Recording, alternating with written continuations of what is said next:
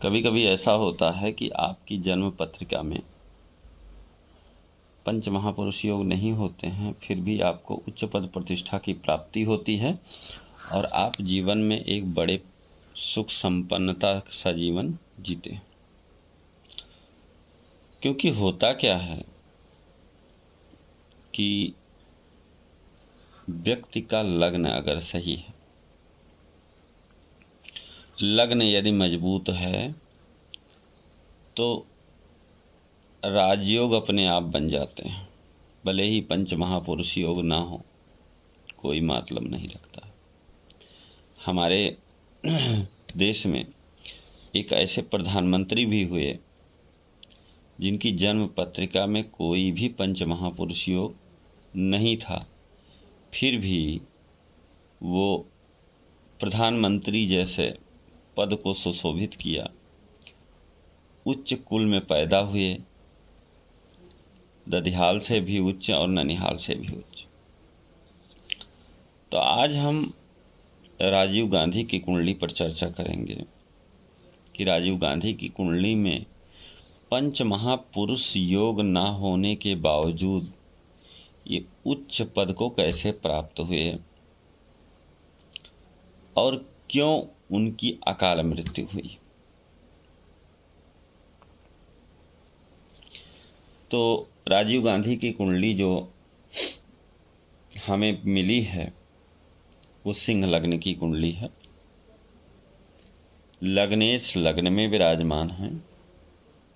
दूसरी चीज, अगर राशि की बात करें तो चंद्रमा भी लग्न में ही विराजमान है। कहने का मतलब यह है, लग्नेश और राशिश दोनों सूर्य हैं और दोनों लग्न में ही विराजमान हैं। लग्न में सूर्य, बुध, शुक्र, गुरु और चंद्रमा, ये 5 ग्रह विराजमान हैं। द्वितीय भाव में मंगल, छठवें में केतु, एकादश में शनि और द्वादश में राहु, ये विराजमान है। अब अगर हम बात करें, इनके लग्न में बुध आदित्य योग बन रहा है, सूर्य और बुध साथ में बैठे हैं। दूसरी चीज, गज केसरी योग बन रहा है, गुरु और चंद्रमा भी एक साथ बैठे हैं। तीसरी चीज, सूर्य बृहस्पति, शुक्र बृहस्पति जैसे केंद्र त्रिकोण योग बन रहा है। सूर्य जहां लग्न के स्वामी हैं, बृहस्पति वहीं पंचम के स्वामी हैं। सूर्य जहां, शुक्र जहां दशम स्थान के स्वामी हैं, बृहस्पति नवम स्थान के स्वामी, पंचम स्थान के स्वामी। तो ये तमाम योग होने के बाद, क्योंकि लग्न जो होता है वो व्यक्ति का शरीर होता है, और यदि लग्न मजबूत है, आपका शरीर मजबूत है, आपका चरित्र मजबूत है, आपका नेचर मजबूत है, आपका व्यक्तित्व मजबूत है, तो आप हर वो काम कर सकते हैं जिसके लिए आप पैदा हुए हैं। ठीक है। इस महत्वपूर्ण कुंडली को देखने से ऐसा लगता है कि जातक का जन्म ऐसे परिवार में हुआ जिनके नाना पंडित जवाहरलाल नेहरू और माता इंदिरा गांधी इस देश की प्रधानमंत्री रह चुकी हैं। कहने का मतलब, नाना भी प्रधानमंत्री, माता भी प्रधानमंत्री और स्वयं प्रधानमंत्री, केवल लग्न के मजबूत होने से। युवा अवस्था के सुख साधनों की अगर बात करें, कभी किसी चीज की कमी नहीं हुई। जबकि स्वयं एक सामान्य पायलट थे। अचानक भाग्योदय हुआ, सांसद बने और फिर प्रधानमंत्री बन गए।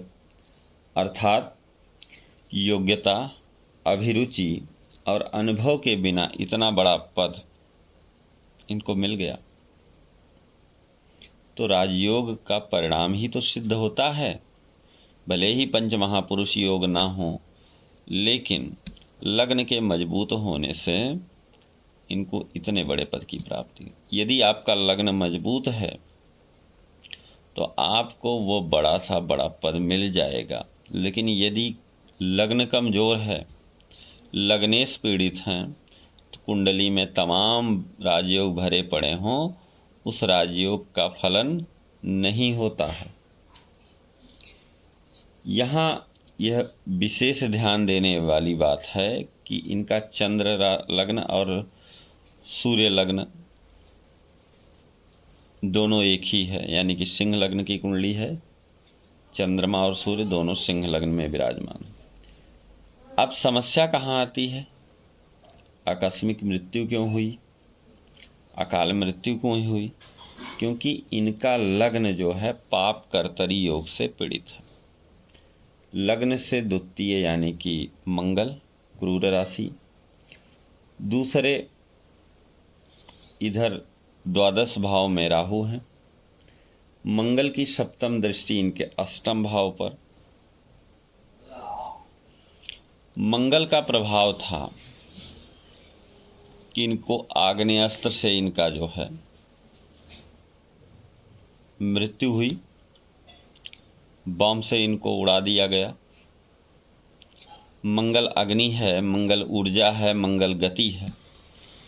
जब किसी व्यक्ति के अष्टम भाव से मंगल का संबंध बनता है तो वह व्यक्ति गति के कारण उसकी मृत्यु होती है, चाहे एक्सीडेंट से, अग्नि के कारण, चाहे जल करके। अभी ईरान के राष्ट्रपति का हेलीकॉप्टर क्रैश हो गया, जल कर मर गए। इस साल का जो राजा है मंगल हैं, मंगल कहीं ना कहीं अपना प्रभाव दिखाते रहते हैं।